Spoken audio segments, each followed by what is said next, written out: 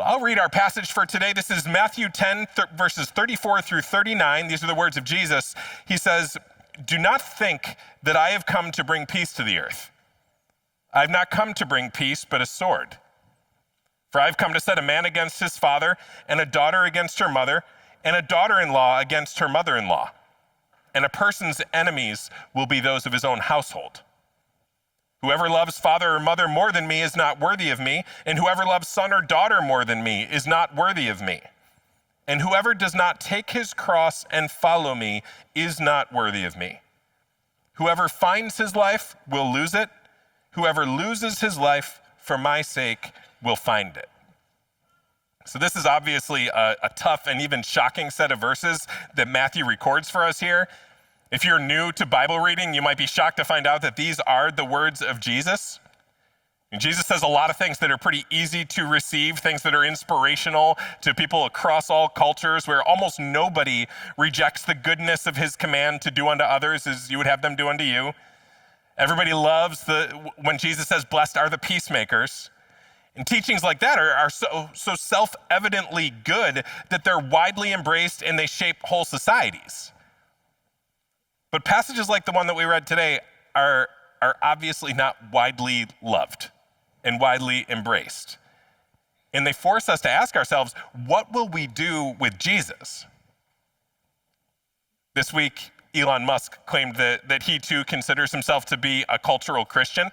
He tweeted out, "I believe in the principles of Christianity, like love thy neighbor as thyself and turn the other cheek."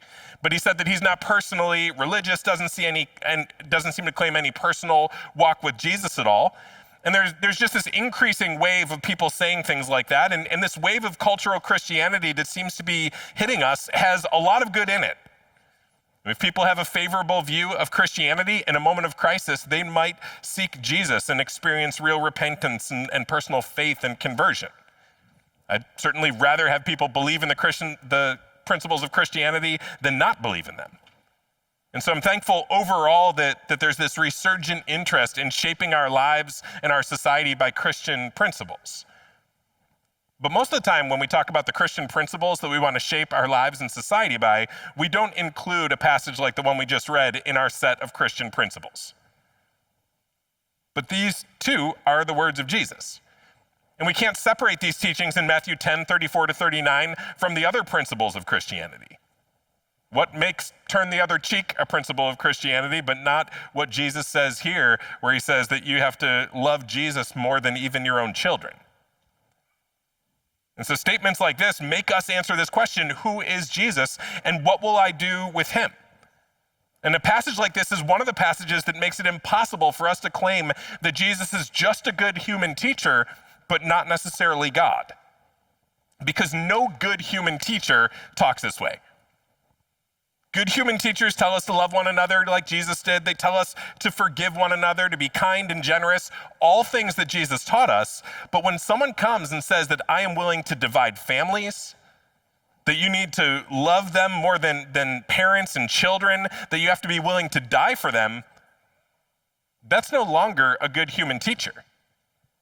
That's somebody who thinks way too much of himself, someone who thinks that he's worthy of way more allegiance than he's worthy of. It's someone who's dangerous or crazed if they come in and they're talking that way. Because the only one who could legitimately make claims like that on our lives is God himself. To borrow the argument from C.S. Lewis, a lunatic might talk like he's the Lord, or a liar might, or the Lord might talk like he's the Lord. And when we read this passage, we're forced to choose. Is Jesus a lunatic or is Jesus the Lord? Because there's no room for anything in between. We have to decide when we read this passage, who is Jesus? God won't let us get away with just settling for liking some Christian principles when we read this. If he's a human teacher, he's a really bad one and should be dismissed because he's calling for a level of allegiance that he doesn't deserve. But if he is good and he's making these claims on our lives, then that must mean that he is who he claimed to be, that he is the Lord, that he's the creator, that he's the judge, that he's God, that he is worthy of our ultimate allegiance. if he is who he must be to make these claims and still be good, there's no room for us to give him partial allegiance. The first of the 10 commandments is that we're not supposed to have any other gods before God. And so if we put anything before Jesus, we're worshiping something wrongly and we're making that thing into an idol. And so even if those things that we put before him are good things that we're supposed to love, like parents or children or even our lives, we're false worshipers if we love them more than Christ. Remember in the context here, he's been telling the Pharisees that he shouldn't be seen as just the latest patch on their religious garment. He shouldn't be seen as just the latest generator of new content for their existing religious system. He's altogether different. And when he speaks the way that he speaks in these verses that we just read, that proves that. It forces us to ask, who is this Jesus? And if he is who he must be to make these claims in our lives and still be good, then he must be God, and we have to give him all of our lives. We have to decide, in light of a passage like this, whether we will give our full allegiance to Jesus. Not just to principles for good living. Yes, definitely, those two. Yes, to many of the elements of that cultural Christianity. Sure, Elon, love your neighbor, turn the other cheek. But what will we do with Jesus? Because we can love that cultural Christianity and not know him and end up condemned on Judgment Day. The Jesus whose words we just read is either bad, demanding allegiance that he doesn't deserve, or he's God, lovingly calling us to build our lives around him and to ascribe our highest loyalty where it's due, and to rightly order our loves around Jesus. This principle of rightly ordering our loves to guide the way that we live, this is drawn from St. Augustine. He was a bishop in modern-day Algeria, in Hippo. He lived from the 4th and into the 5th centuries. And he believed that our main problem isn't just that we love the wrong things. Sometimes that's our problem. We love things that we shouldn't love. But very often, we love the right things, but in the wrong order, with the wrong priorities. We often love things that we should love, but we love them out of proportion to all the other things that we should love. And that's what ends up messing up our lives. It messes up our lives, it saps our virtue, and it can even cause us to love the things that we should love very poorly. And the principle is that everybody has a primary love. Everybody has the most important thing, the thing that they love or desire or prioritize the most. And if that's the wrong thing, it affects everything else negatively. So for example, if you see a politician who loves power more than anything else, he'll prioritize power over the truth. And he'll just sort of say whatever is necessary to maintain power or to gain power. But if a politician loves truth more than power, then any power that he has will be used in service to the truth. It's also good to sit down for a good dinner and say, I love this. But if you love food and drink more than your health, you'll run to excess, and that's what gluttony is. But then on the other hand, if you love your health more than you love table fellowship and sharing meals with people, you might be unable to enjoy the company of others because you're obsessed with the calorie count. And if someone loves his family more than anything else, he's loving a good thing, but in the wrong order. And then as a result, he won't be able to orient his family toward a higher purpose, toward God and God's ways, toward right and wrong, because ultimate purpose is family. And the ultimate purpose is just making sure that we maintain some kind of peace here. And so again and again, we'll see parents changing their view of right and wrong, of morality itself, to accommodate like a grown child that is choosing wrongly. And then that'll have negative effects for generations. If someone loves her kids more than anything else, she could crush them. She puts them in the place of God, that they have to be the ones who are always perfect, and so they get crushed by her expectations. She's way too hard on them when they let her down. She breaks them.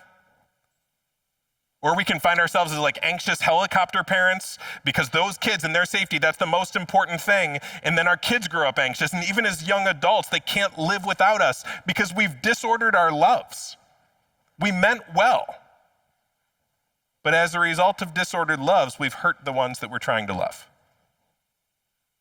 Our disordered loves dishonor God, and they wreck us, and then they wreck the very things that we love too. And so in this passage, when Jesus calls us to make him the primary one we love, that is for our good, and it's for the good of all of those that we love as well. Christians believe that the most important thing for us, the object of our primary love, should be God himself. And that'll cause us in response not to love all those other things less than we love him right now, but to love them all in the right order and prioritize them in the right order. And so on the surface, when we read this, this might sound like a super harsh passage, calling us to love Jesus more than your spouse, more than your own children. But if you get the order wrong, you could put expectations on your spouse to save you, to complete you, to always make you happy. And those expectations could crush your spouse, and in the end, actually trash your love for him or her. In one of his letters, C.S. Lewis wrote, to love you as I should, I must worship God as creator. When I've learned to love God better than my earthly dearest, I shall love my earthly dearest better than I do now. Insofar as I learn to love my earthly dearest at the expense of God and instead of God, I shall be moving toward the state in which I shall not love my earthly dearest at all. When first things are put first, second things are not suppressed, but increased. So Jesus is calling us here to love him most. And this is only a good command if he's God, but because he is God, he's being exceedingly loving by calling us to rightly order our loves and to make him the primary love, even if it sometimes is painful in the short term to do so. Promise that we as Christians cling to is Romans 8:28, that God works all things together for good. But listen to what it says. It says, we know that for those who love God, so there it is, rightly ordered loves, all things work together for good, for those who are called according to his purpose. In the end, this call to love Jesus the most will be seen to have been the most loving command he could have given us. Often not in the moment when we have to make sacrifices, often not in the moment of the struggle that could bring into our lives, but when all things have worked together and everything is done, they will have worked together for our good. And it's in that light that we can read this passage and see this passage to be the good and helpful word that it is for us. And it's only in that light that a passage like this makes any sense at all. And so let's walk through it. Verse 34, he says, do not think that I have come to bring peace to the earth. I've not come to bring peace, but a sword. Now that's strange for Jesus to say. The Old Testament had said that peace was one of the purposes of the future coming of the Messiah. When Jesus is born in Luke chapter 2, the announcement is peace on earth, goodwill toward men. Jesus said in Matthew 5, blessed are the peacemakers. Even in verse 13 of this chapter, he sent his disciples out to make an offer of peace to people. You read a couple chapters more, and in chapter 12, it describes his gentle, non-quarrelsome approach to ministry. And then when Jesus gives himself to be taken to the cross, he tells Peter to put his sword away, and he peacefully accepts an unjust sentence and execution. So how can all that be true, and it also be true that Jesus didn't come to bring peace but a sword? Well, a sword cuts, it divides. And when two people who share their lives choose different things as their primary loves, that will inevitably at time create tensions. Two people will be divided when they have different ultimate loves. So she's a Bills fan, he's a Patriots fan. Most weeks they can watch games together, but at most 3 times a year the Bills play the Patriots, and on those Sundays there won't be peace. Like there can't be. He's a Patriots fan. He has disordered loves. And so he creates these divisions. Everything gets all out of whack. They're rooting for different teams. If two people go on a road trip together and one person decides we're going to the Grand Canyon and the other decides we're going to Miami, there's going to be inevitable tension. Heading in different directions divides and it cuts. And Jesus coming into your life radically reorients your direction. So even in families, someone having Jesus now as their ultimate love can create at times tension and division between them and those who have different ultimate loves. So that will inevitably happen. And not only are there different directions, but also since the beginning of time, faithfulness to God has created resentment and enmity in the heart of those who aren't faithful to him. You see it from the beginning of Genesis, where Cain kills his brother Abel because of Abel's offering a sacrifice that was acceptable to God. Abel did nothing wrong. He rightly loved God, but his brother, with disordered loves, killed him out of his resentment and bitterness. And truth-telling, even when it's kind and humble like it should be, does garner enemies in a world that loves to live in fantasies, that loves lies, and that doesn't want to look truth in the face. In fact, Jesus said this in John 3, verse 19. He says, "This is the judgment. The light has come into the world, and people love the darkness rather than the light because their works were evil. For everyone who does wicked things hates the light and does not come to the light, lest his works should be exposed. But whoever does what is true comes to the light, so that it may be clearly seen that his works have been carried out in God." And so when one comes to love the light of the world and others in his or her household don't, peace can be eroded. And so he says in verse 35, "For I've come to set a man against his father, and a daughter against her mother, and a daughter-in-law against her mother-in-law, and a person's enemies will be those of his own household." So just like Jesus drew the fire of enemies by his commitment to his Father and to the truth, we can expect that even without us trying to make enemies at all, and we shouldn't try, but Scripture says, as much as it depends on you, live at peace with all people. But even without us trying to make enemies, when we reorder our lives around those reordered loves with the priority being Jesus Christ, that will draw fire from others who have not similarly reordered their loves. So we're not commanded to make enemies. There's just a realistic acknowledgement here that when Jesus comes into your life, some others will be your enemies, and sometimes those will be under your own roof. You say, okay, well, is this like a command to cut people off in your own household or family who don't believe in Jesus? One of the characteristics of a cult is that they encourage you to cut off all the relationships in the outside world. Cut off your family, cut off your friends, because there's this deep fear inside of them that if you have too much exposure to them, eventually someone's going to be able to convince you of how crazy your cult is. And so in order to sort of protect the lie, they say don't have any contact with anybody out there. So is that what Jesus is saying here? There's no command to make enemies, and there's no command to actively, completely cut off your non-believing friends and family members. Jesus doesn't call for that because again and again, you can take Jesus and compare his ways to the ways of those who don't know Jesus, and again, Jesus wins out. We have nothing to fear. We take the truth and we don't hide it under a bushel. We put it on a stand so that the whole world can see it. There's nothing to be ashamed of in the truth of Jesus. In the end, it will work. In the end, it'll be shown to be absolutely true and absolutely beautiful. And so we have nothing to fear. For sure, we're called to cut off sin. We love our unbelieving neighbors and family members, but we don't participate in their sin or celebrate their sin. We're also called in 1 Corinthians 5 to not share close fellowship with those who claim to be Christians, but are persisting in really egregious, really high-handed sin that they're celebrating instead of repenting of. And the situation in 1 Corinthians in chapter 5 is you had a guy who was sleeping with his mother-in-law, and the church was celebrating it, saying, look what grace allows us to do. And Paul's like, guys, you should be mourning, not celebrating. But then even that guy in 2 Corinthians is welcome back when he repents.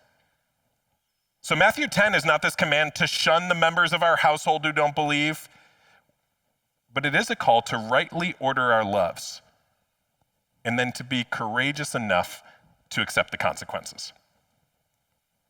It's a call to love Christ more.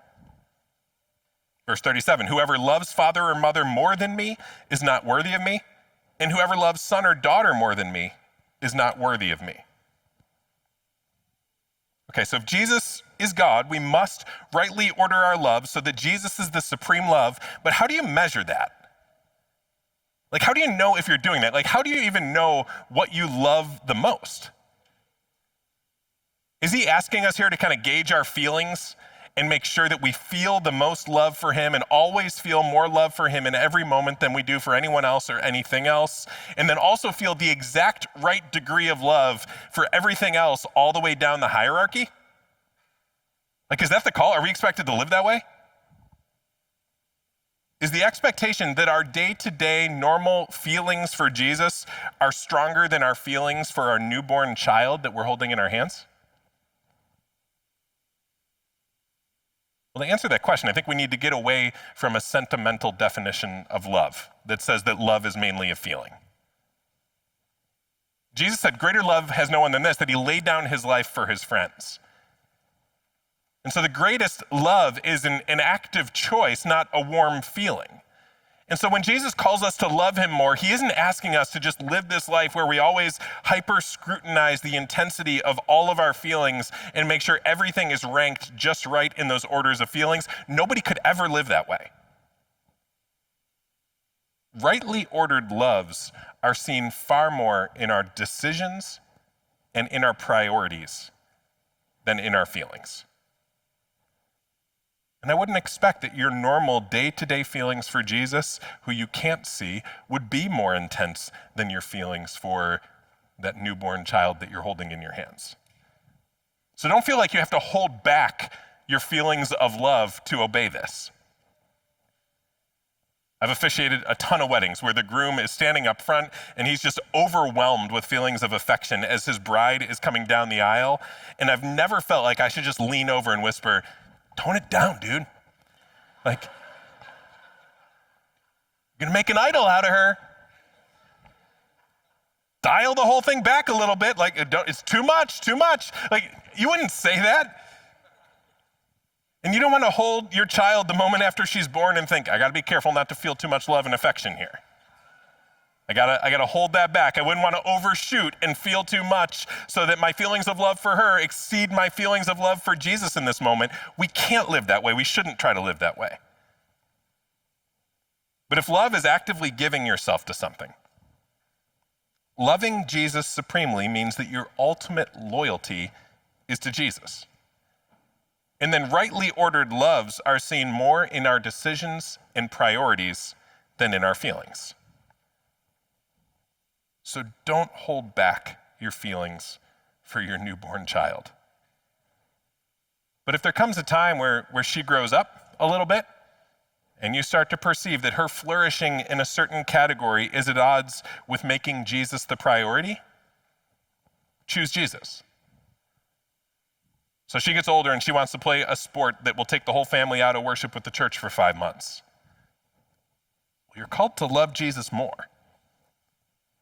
And saying no to that other potential area of thriving could make an enemy in your household. You don't need to feel less love for her. You need to have a higher loyalty to Jesus. And then in the end, your loyalty to Jesus will be what's best for her anyways. And situations like that are always a test of faith. They're always a test of our loyalty. Do we believe Jesus is God? Do we believe Jesus is worthy? Is he worthy of being the priority? And in situations where it's Jesus' way versus the preferred way of someone we love, we choose the way of Jesus. That's what it means to love him more.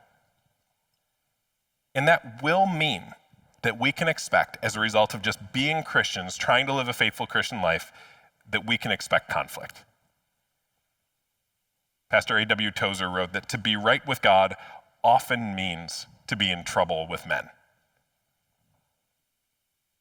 And so that means that if you feel like you experience a lot of extra conflict because you're a Christian, it doesn't mean you've necessarily done something wrong. Now, maybe you have. There are plenty of Christians who just love to go out and pick a fight. They love to be annoying and then say they're being persecuted when people don't like them. They love to take the strictest interpretation of everything and make everything very difficult on everyone around them. So examine yourself for sure. If you see lots of conflict, look at your heart, see what's really going on. But the fact that there's conflict in a home or in a church or in a ministry doesn't mean that those who are leading have actually done something wrong. The way of peace that Jesus gave us is not a conflict-free way to live. That means that we need to expect that if we'll lead anything. Tozer writes, another kind of religious leader must arise among us. When he comes, he will stand in flat contradiction to everything our smirking, smooth civilization holds dear.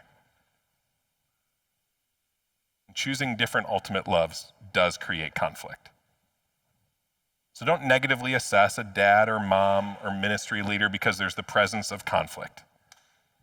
Jesus did come to bring conflict between those disordered loves. And until we see him, we can expect this life to be harder because we're his followers. Verse 38, he says, whoever does not take up his cross and follow me is not worthy of me. Whoever finds his life will lose it, and whoever loses his life for my sake will find it. And Jesus says the same thing later in Matthew 16, so we'll actually do a deeper dive into that when we get there. But briefly for now, this is the first time that Jesus mentioned to his followers this idea of taking up a cross. A cross hadn't even been discussed yet. And this is all before Jesus went to a cross, before they understood that he was going to a cross. So this had to be strange and confusing for them to hear that if I'm following Jesus, I have to take up a cross. Because all they could expect at this point is if we're following Jesus, there's going to be triumph, there are going to be miracles. Certainly not tortured to death, which is what the cross was for. But Jesus here is kind of laying the groundwork for his true followers to know that those who are worthy of him follow in his steps, all of his steps. And his steps took Jesus to the cross. And when he went there, those with disordered loves crucified him. Jesus, whose loves were always rightly ordered, was taken to the lowest possible place by following what was true and right. And if we're going to follow him, that means that we will need to be willing to follow where he went. Which means that the way of following Christ could be a way that does draw conflict into our lives and does draw difficulty into our lives. But the good news is that after he went to the grave, he rose again. And those who follow him to the cross will also follow him to glory. Jesus always perfectly, supremely loved his Father and did the will of his Father. That was his first love. Never compromised. And then after that, he loved us.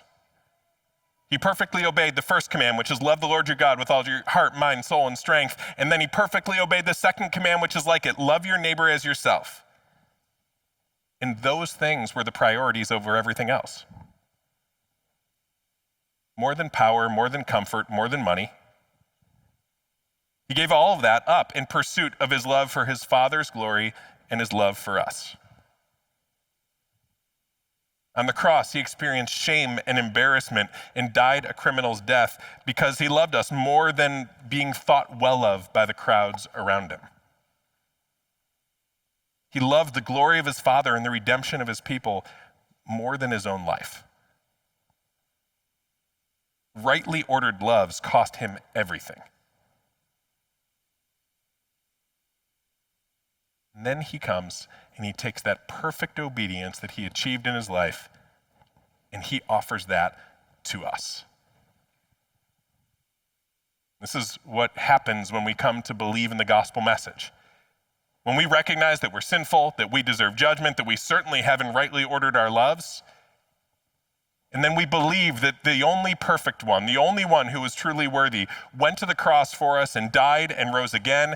And if we turn to him, turning from sin and unbelief, we turn from the way that we were living, we turn from what was driving us before, from those former ultimate loves, and we turn to him in faith, our sins are forgiven. Which means that our record of sin and failure was nailed to that cross. And in that moment that we believe, he gives us his record of perfection. So believe today in the gospel. Believe that good news, and it's yours. When we take the Lord's Supper, we're recognizing the fact that there was just one perfectly faithful, perfectly worthy one who always loved rightly, And because he was torn and his blood was spilled on our behalf, if we receive him by faith, we're forgiven for all of our sins and all of our disordered loves. And we're called when we take the supper to confess our sin and then begin again as we go out to strive to follow in his footsteps with rightly ordered loves and willing sacrifice of comfort, of reputation, of false peace, for the sake of rightly worshiping and loving the only one who's worthy. So if you're a Christian who believes these things, you believe this gospel message that Jesus has died and risen again, and your only hope in life and in death is in him and what he did for you, then we encourage you to take this supper. But take it soberly. Take it confessing all your known sins, once again renouncing the disordered loves in your life, and with commitment to go out and strive to live in a way where love for Jesus is ultimate. But if you're here today and you don't believe,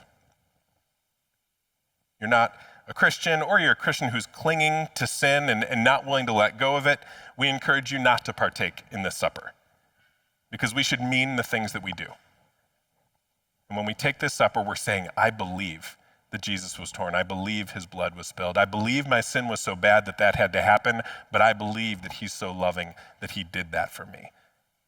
And that belief is food. So we eat it and we drink it and we celebrate the fact that Jesus has done all of that for us.